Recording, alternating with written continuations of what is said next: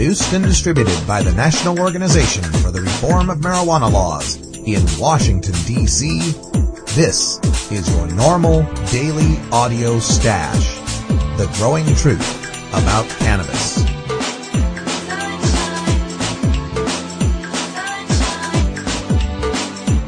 Welcome to the most popular podcast regarding marijuana in all of America and all the world, featuring interviews with scientists, politicians, doctors, prohibition policy activists, regular cannabis consumers, musicians, artists, and NORML staff and NORML's board of directors, along with music and comedy no other podcast can offer.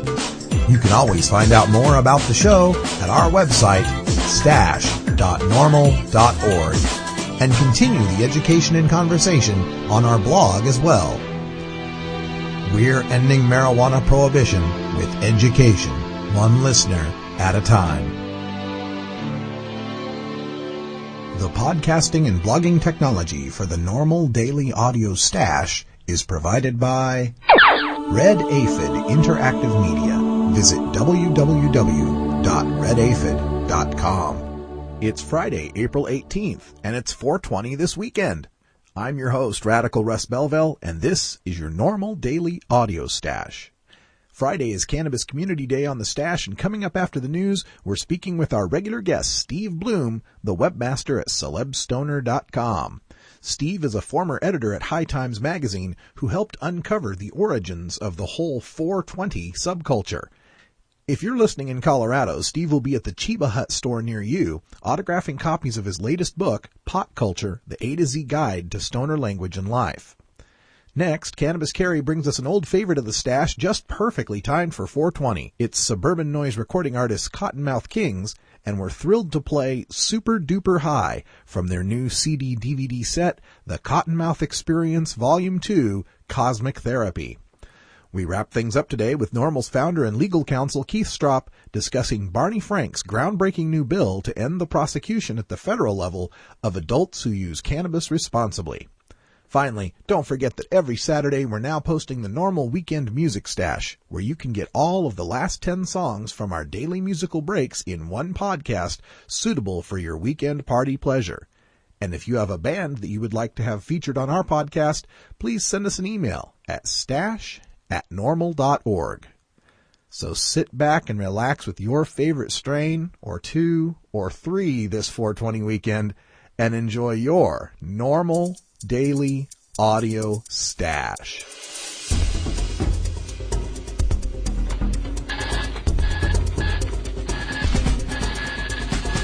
Now it's time to take a look at the latest stories about marijuana from news organizations across America and around the world in our NORML Daily Audio Stash, Hemp Headlines.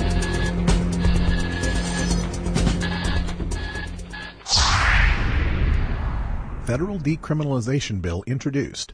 Bill would end federal authority to arrest adults for pot possession. Washington, D.C. U.S. Congressman Barney Frank, Democrat of Massachusetts, introduced legislation in Congress today to strip the federal government of its authority to arrest responsible adult cannabis consumers. The measure, H.R. 5843, known as an Act to Remove Federal Penalties for Personal Use of Marijuana by Responsible Adults, is the first federal decriminalization legislation introduced in 24 years. Representative Frank said, quote, "It's time for politicians to catch up with the public on this issue. The notion that you lock people up for smoking marijuana is pretty silly," end quote. Frank's pending bill, co-sponsored by presidential candidate Representative Ron Paul, Republican of Texas, seeks to eliminate all federal penalties prohibiting the personal use and possession of up to 100 grams or 3.5 ounces of marijuana. Under this measure, adults who consume cannabis would no longer face arrest, prison, or even the threat of a civil fine. The bill also eliminates all penalties for the not-for-profit transfers of up to 1 ounce of pot. NORML legal counsel Keith Stroup, who worked closely with Frank's staff to draft this legislation, said, quote, "If passed by Congress, this legislation would legalize the possession, use, and nonprofit transfer of marijuana by adults for the first time since 1937, end quote. The bill incorporates the basic recommendations of the National Commission on Marijuana and Drug Abuse, also known as the Schaefer Commission. Currently, 12 states have enacted various versions of marijuana decriminalization, eliminating criminal penalties for minor pot violations. According to federal data, passage of these laws has not subsequently led to increased marijuana use. NORML Executive Director Alan St. Pierre said today, quote, "This newly introduced legislation seeks to bring the federal government into line with the over 100 million Americans who currently live in a state or municipality that has already decriminalized cannabis possession. This year, the masses in the U.S. celebrating 420 really have something to rejoice and now to lobby for," end quote. Similar statewide legislation is pending in New Hampshire and Vermont. Additionally, Massachusetts voters will decide on a statewide decriminalization measure this November. According to a nationwide CNN Time magazine poll, more than 3/4 of American adults favor decriminalizing marijuana. For more information, please contact Keith Stropp, NORML Legal Counsel, at 202-483-5500. Federal Medical Marijuana Bill introduced by Representative Ron Paul, Washington, D.C. Representative Ron Paul, Republican of Texas, introduced H.R. 5842, the Medical Marijuana Patient Protection Act, earlier today. This bill would make federal authorities respect states' current laws on medicinal cannabis and end DEA raids on facilities distributing medical marijuana legally under state law. Representative Paul, whose presidential campaign prominently featured the ending of the drug war as a platform plank, was joined by Representative Barney Frank, Democrat of Massachusetts, in sponsoring the bill. Representative Paul said in a 2,000-floor House debate regarding a similar measure, quote, "I think marijuana is a helpful medical treatment for the people who have intractable nausea. I would like to point out this is not something strange that we are suggesting here. For the first 163 years of our history in this country, the federal government had total hands-off. They never interfered with what the states were doing," end quote. 12 states have approved the use of medical marijuana, beginning with California in 1996 with the passage of Proposition 215. The DEA continues to raid and harass medicinal cannabis dispensaries operating within these states' laws. Presidential candidates Hillary Clinton and Barack Obama have both indicated they would end such raids should they be elected. Michigan will vote on an initiative to adopt medical cannabis legislation this November. Minnesota and Rhode Island's respective legislatures are also considering pro-reform legislation this year. For more information, contact NORML Legal Director Keith Stropp at 202-483-5500. NORML to hold first annual 420 Money Bomb. Organization's Facebook supporters reach 420,000. Washington, D.C. NORML is offering supporters the opportunity to join NORML for only $4.20 this Sunday, April 20th, available exclusively at www.420moneybomb.com. All supporters who take advantage of this celebratory one-day-only offer will receive a special NORML sticker, Freedom Card, and a one-year NORML membership, which usually costs $35.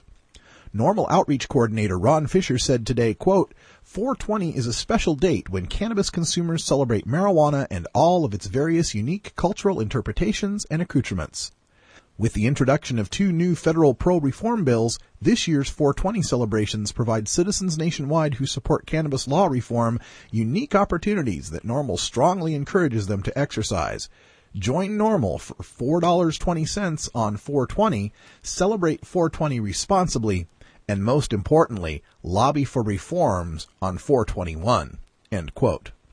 NORML's 420 Money Bomb, inspired by Representative Ron Paul's fundraising success in his recent presidential campaign, is only one part of NORML's online outreach strategy, which includes a daily podcast, NORML's blog, and popular pages at Facebook and MySpace.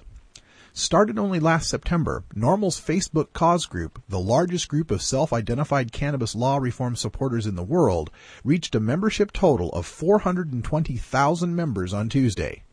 NORML's executive director, Alan St. Pierre, said, quote, "Coincidence? A propitious omen, to say the least," end quote. For more information, contact NORML Outreach Coordinator Ron Fisher at 202-483-5500. And don't forget this Sunday to direct your browser to www.420moneybomb.com.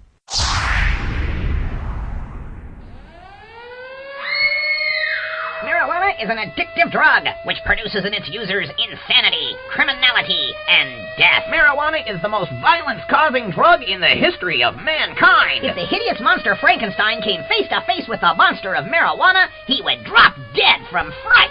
Reefer Madness. That's what I need. When I smoke it, satisfaction guaranteed.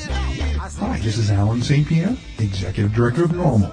This year, the Drug Czar's office has a $60 million budget for advertising their Reefer Madness propaganda. We here at NORML don't have that kind of money, but we've got two weapons for fighting back: your donations and the truth. Please make a donation to NORML so we can continue to expand this podcast and our other media campaigns. Even a donation of $4.20 can help. Visit us on the web at norml.org or call toll-free 888-67-NORML, NORML. Thank you for caring and sharing. That's what I need. When I smoke it, satisfaction guaranteed.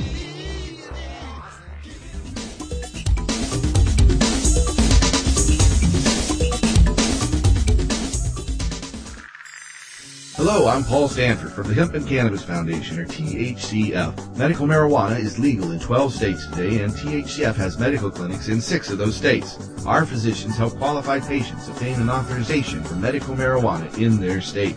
Patients are eligible for medical marijuana with a history of either severe chronic pain and or nausea, cancer, AIDS or HIV, hepatitis, glaucoma, seizure disorders like epilepsy, chronic muscle spasms as in multiple sclerosis or asthma, neurodegenerative diseases such as Alzheimer's, and gastrointestinal disorders like IBS or Crohn's disease. If you or someone you know has one of these conditions, our doctors will help them obtain a permit for medical marijuana. THCF Medical Clinics has offices in Washington State, Oregon, Colorado, Nevada, Hawaii, and California. Call 1-800-723-0188 or go to the web at www.hemp.org or 1-800-723-0188.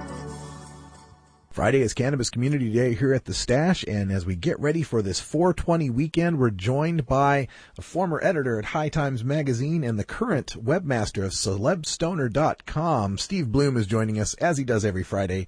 Steve, thanks for joining us. Hey, Russ, how are you? Oh, I'm doing great. So you're on the road this weekend, I understand. I'm actually heading to Colorado. I'll be in Fort Collins on Saturday, the 19th, and I'll be in Boulder the 20th, celebrating 420 University of Colorado.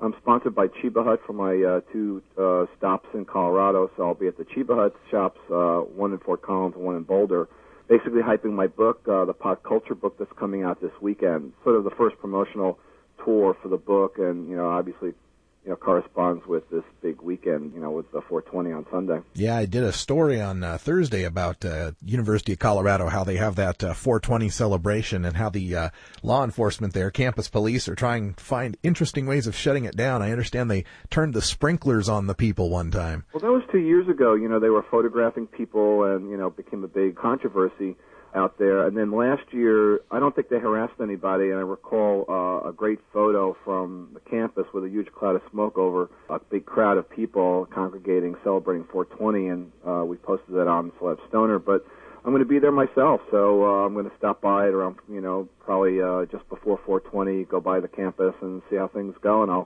I can report back and tell you how things really went there. Yeah, we definitely want to hear about it. And speaking of 420, I understand you're the man to talk to about the origins of 420 and the history of 420, and maybe we should educate some of the people out there that may not know so much about it.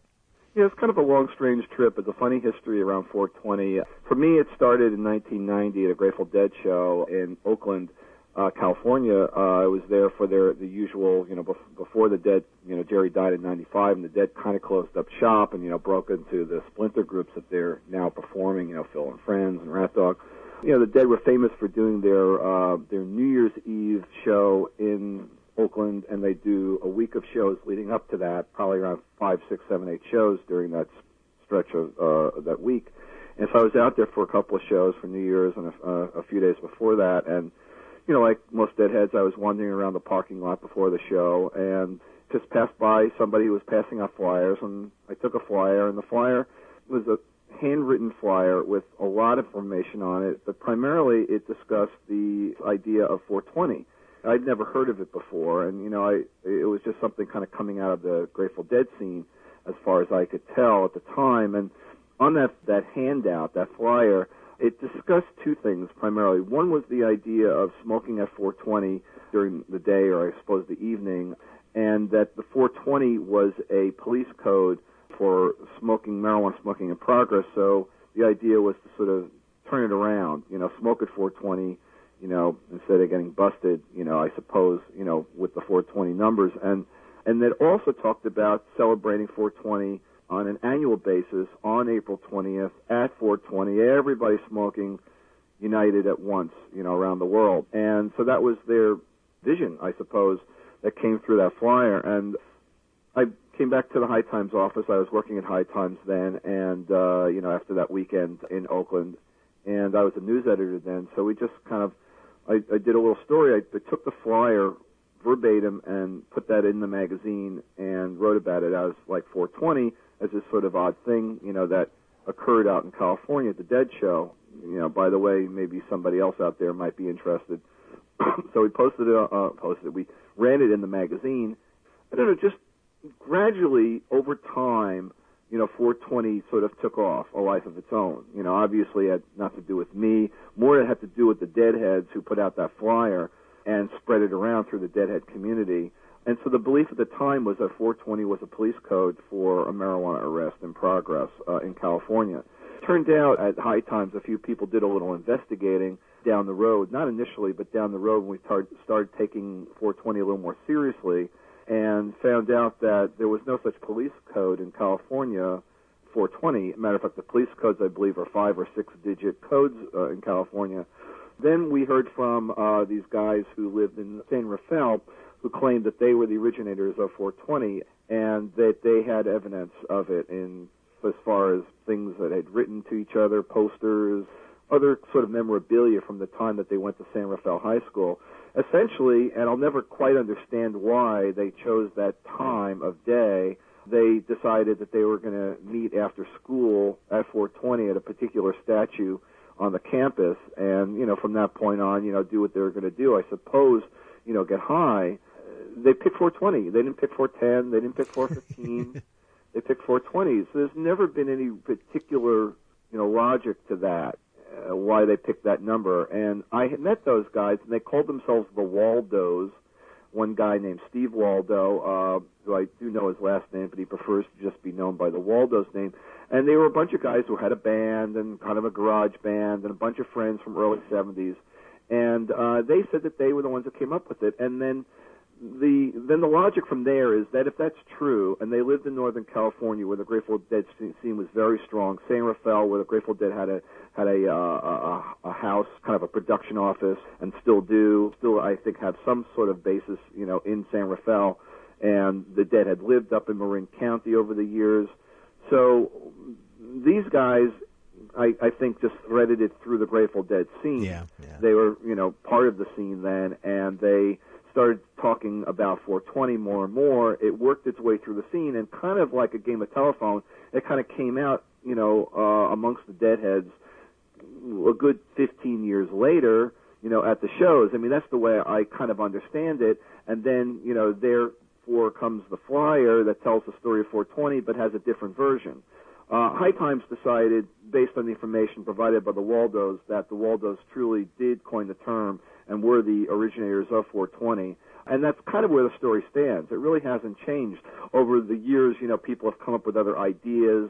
There's 420 chemicals in marijuana. The one I kind of love the most, and I'm not really sure who figured this one out, a little item that's in my book, Pot Culture, that if you take the numbers in Bob Dylan's Rainy Day Women 12 and 35, which is the song Everybody Must Get Stoned, you multiply those numbers, 12 and 35, and what do you get? So, did Bob Dylan, somehow or other subconsciously create 420? I mean, honestly, no, but it's still, an odd history, and it's still, to some degree, hazy, let's just say, in, a haze of marijuana smoke as to how it really came about. But over the years, as it's turned into a big thing. The term 420 has just become a slang term for smoking marijuana, hey, let's 420, is sort of just a code.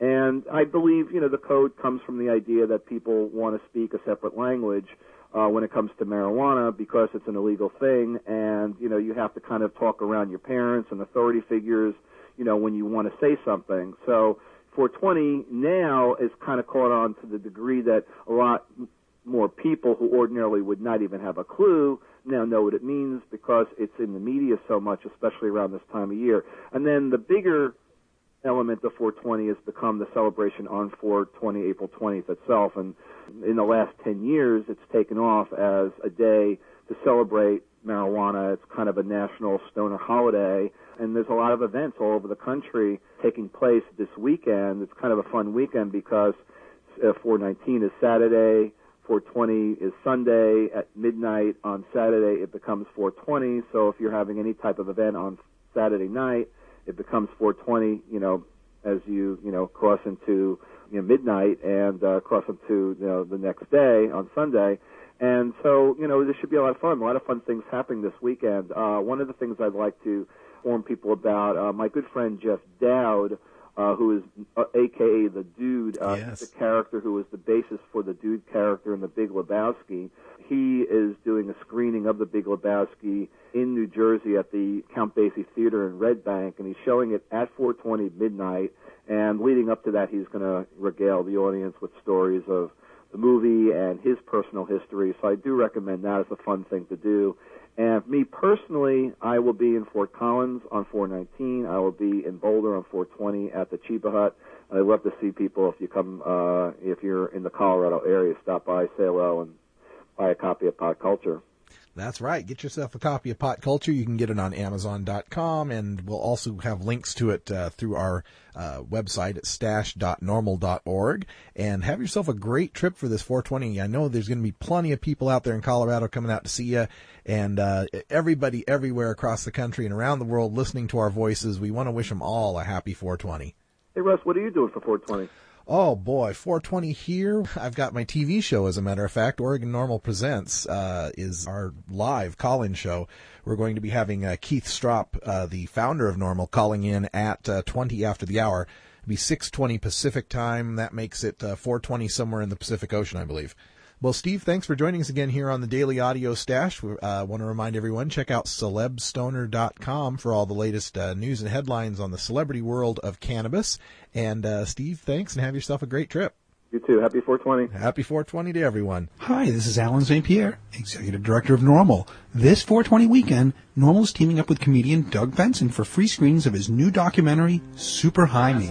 Visit superhighmemovie.com to find a screening at a local NORML chapter near you. Or host your own screening and help raise money for NORML to help end adult marijuana prohibition. Thank you. I know that I like it. I know that lots of people like it. So let's see what happens if you overdo it. Do we have any pot smokers here today? Any at all? My name is Doug Benson, and I'm about to get super high. The term medical marijuana, you've basically, you drank the Kool-Aid. Because there is no such thing as medical marijuana. I'm going to smoke pot every day for 30 days and try to remember to film it. And my movie's going to be called Super High Me. Or Business as Usual. I haven't decided yet on the title. I'm going to be hospitalized. Visit superhighmemovie.com to find a screening at a local NORML chapter near you.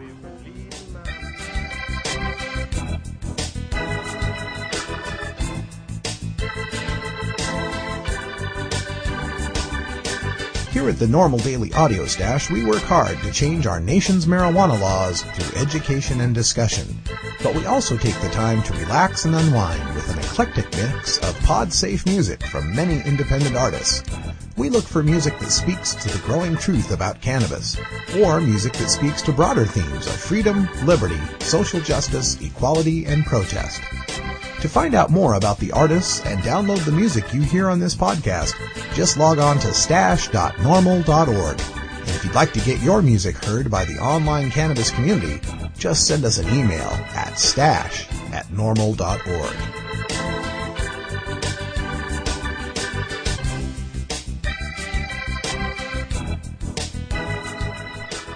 Time for our musical break, and Cannabis Carry wants to wish everyone a happy 420 weekend.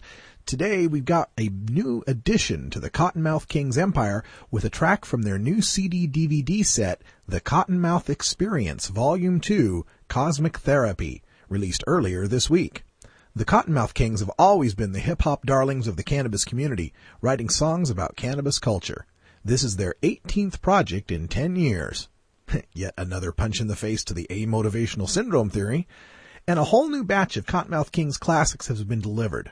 Not content to produce, perform, and record their own brand of rapcore, the Kings have their own record label, Suburban Noise Records, and a clothing company as well. I hope that you have a good time this weekend. I know that the Cottonmouth Kings will be playing in Vegas on Saturday and Anaheim on Sunday, 4/20, and they will no doubt bring the house down. Maybe on Monday they can sleep in and get some well-deserved rest. In the spirit of our own special holiday, love one another and take care of each other. Let your voice be heard, and let's change the world. This is the music from the Cottonmouth Kings, and you can get the link for this song and the Cottonmouth Kings Suburban Noise Records at our website, stash.normal.org. This is the Cottonmouth Kings from the Cottonmouth Experience Volume 2, Cosmic Therapy, with Super Duper High. The Bob Marley gets a super duper high.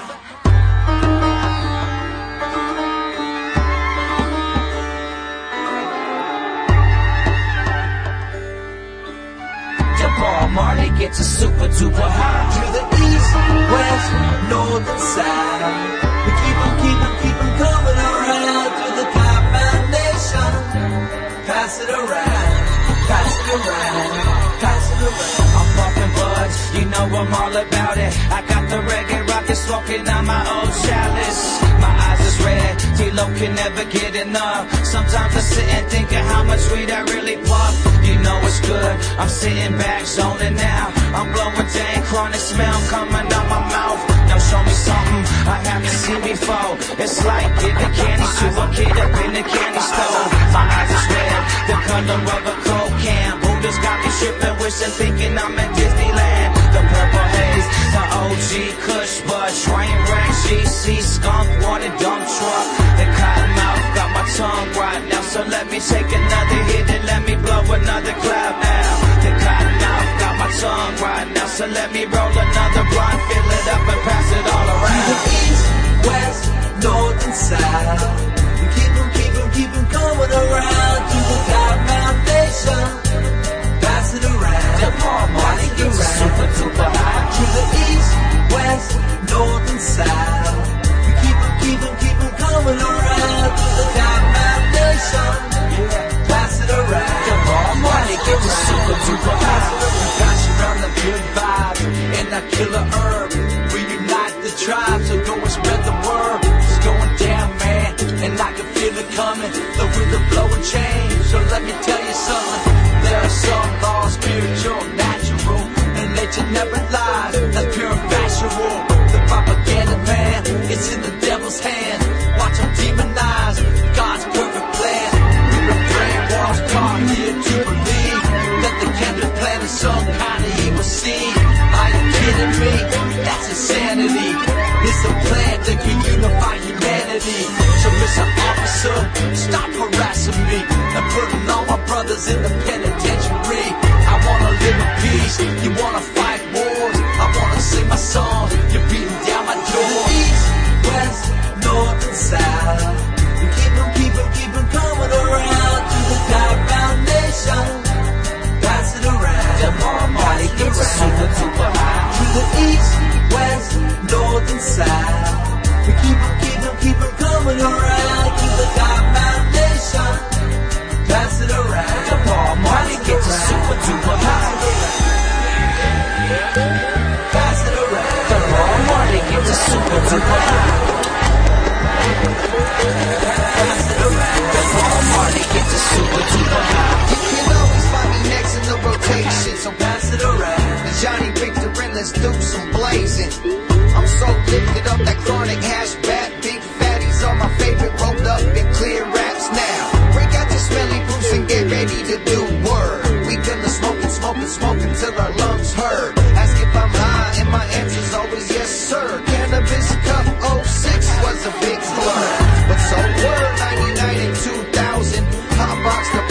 it. We hotboxed our housing, hotboxed the car, but didn't hotbox the plane. They keep our weed cookies, so we were A-OK. The story told as the story goes, state to state, in the haze, blazing every show.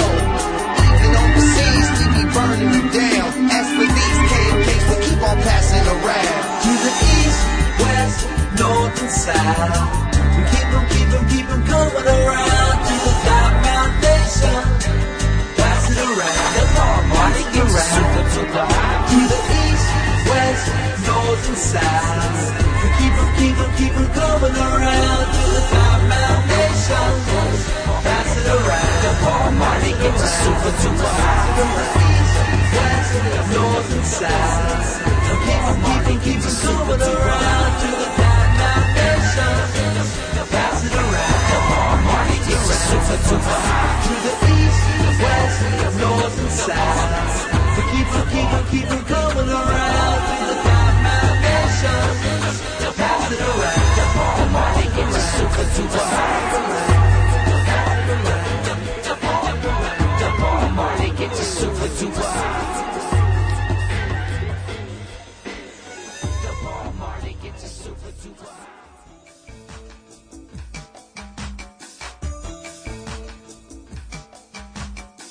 Hi, this is Alan St. Pierre, Executive Director of NORML. Every April 20th, or 420, cannabis consumers celebrate our community and culture. Use this opportunity to talk to your friends about becoming active in the fight to end adult marijuana prohibition. There is a chapter of NORML in your area that needs your creativity and energy. Visit norml.org and click on local chapters to find NORML in your area. If there is no chapter in your area, we can help you start your own. Ending adult marijuana prohibition is a grassroots effort that will take every one of us working together. Thank you. Today we get to deliver some very good news, and I'm joined by the founder and legal counsel for the National Organization for the Reform of Marijuana Laws, Mr. Keith Stropp from Washington, D.C. Keith, welcome back.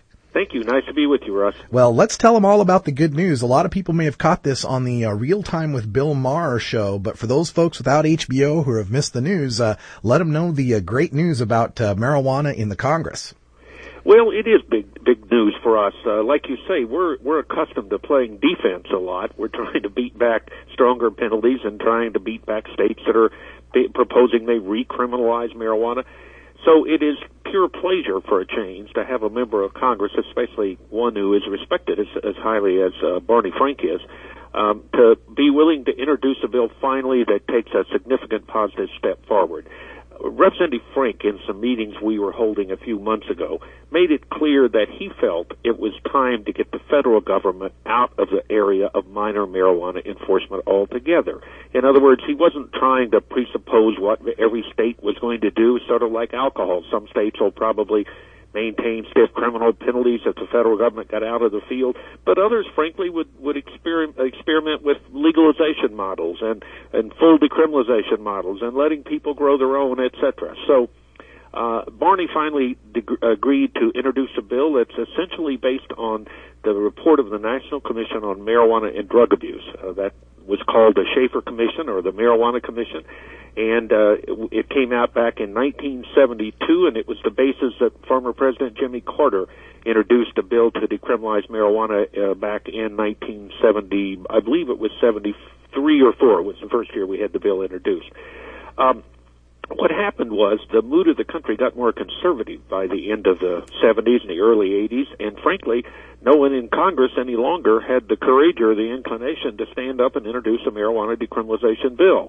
So it was only in the 1990s, when we got back to discussing the subject of medical use of marijuana, that Congress got involved at all. But again, until now, since I believe it was 1996 that we got the first federal medical marijuana bill introduced, but it's only been medical use they've been willing to discuss. Well, that's finally going to change.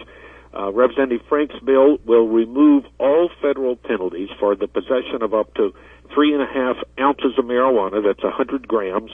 By the way, that happens to be the same amount that the state of Ohio decriminalized almost 30 years ago, for example.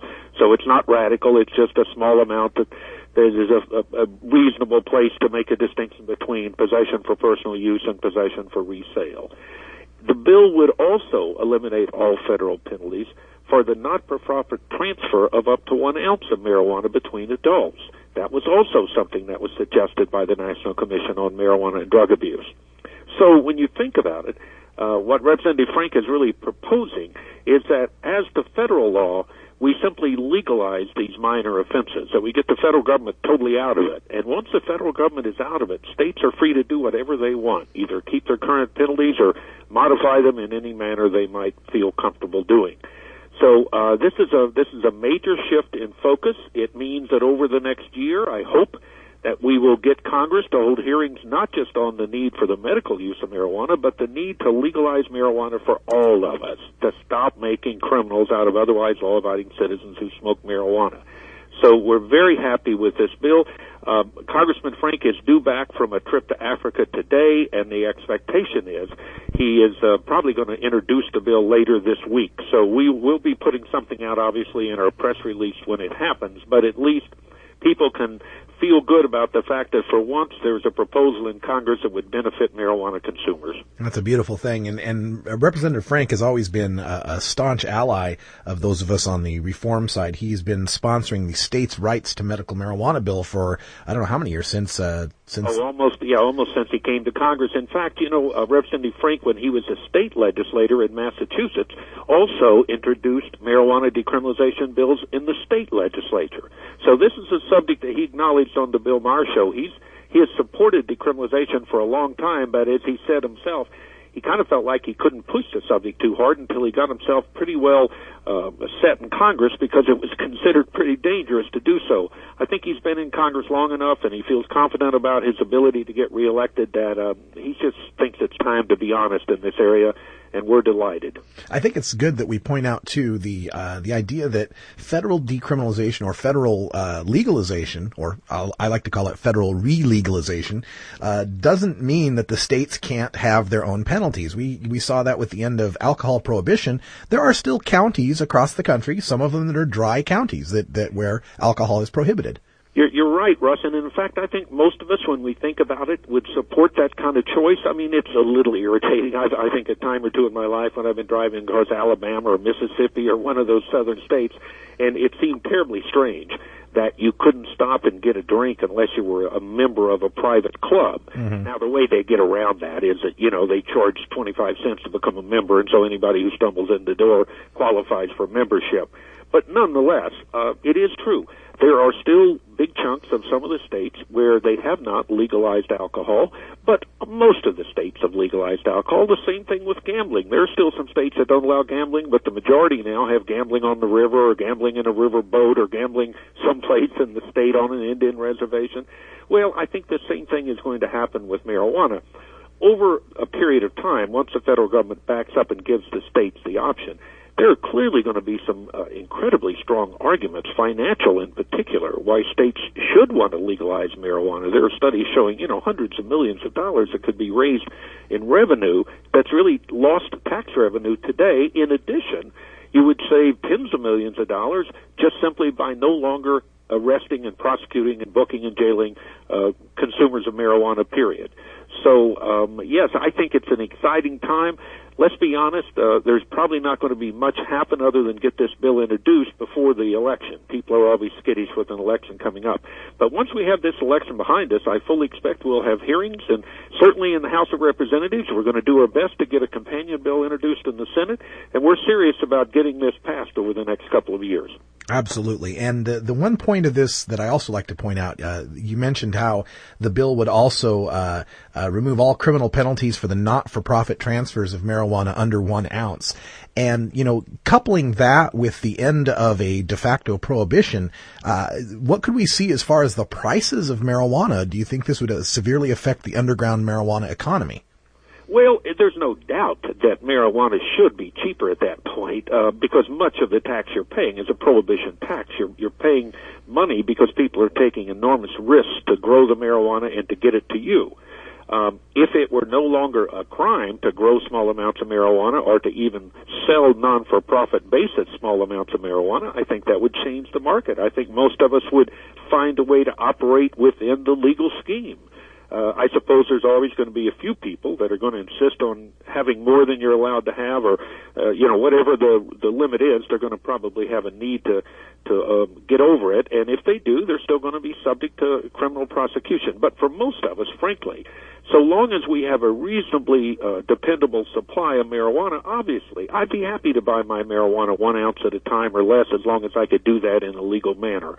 So, I think it's terribly important. Decriminalization on its own doesn't quite make sense. If you simply decriminalize the user, but he has no place to get it, it leaves the tens of millions of users going back to the black market. What this would do would be allow people to grow and sell small amounts of marijuana. Again, the selling would have to be not for profit, but I think most of us could figure out a way where 4 or 5 friends would get together, and one of us has enough land to grow the marijuana, and the rest of us would pay our share of the cost, and we'd all have a legal supply. I think it would be a lot like the situation we have here in Oregon with the medical marijuana system, where not-for-profit transfers, any transfers of marijuana aren't allowed for any sort of consideration, and we're swimming in the stuff. That's true, by the way. I think the Oregon medical model right now might be the closest to what we would end up with under the Barney Frank bill if it passed. That's absolutely true. And it's not perfect, we understand, but it sure is better than what most states have in this country, and it sure as hell would be a lot better than what we currently have under federal law. Well, we want to thank Keith Straub for joining us here on the Normal Audio Stash. Keith, thanks for keeping us updated. All right, look forward to talking to you soon, Russ. Okay, bye-bye. Thank you for downloading the Normal Daily Audio Stash, the growing truth about cannabis. We are produced by the National Organization for the Reform of Marijuana Laws in Washington, D.C. Our executive producer is Alan St. Pierre. Our deputy director is Paul Armentano. Our webmaster is Brian Judy. And web production is provided by Red Aphid Interactive Media. As always, you can catch up on the latest information about marijuana at www.norml.org. And you can interact and download from our Audio Stash blog at stash.norml.org.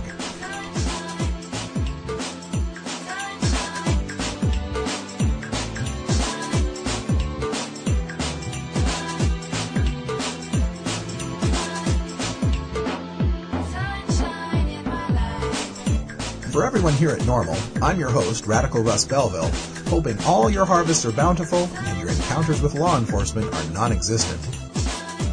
Well, we leave you today with the best of wishes for your 420 weekend. And remember, while you're out there partying, there are 830,000 arrests for marijuana last year, and there are still 70,000 marijuana-only prisoners in our prison systems. It's time to end adult marijuana prohibition, and we can do it with your help.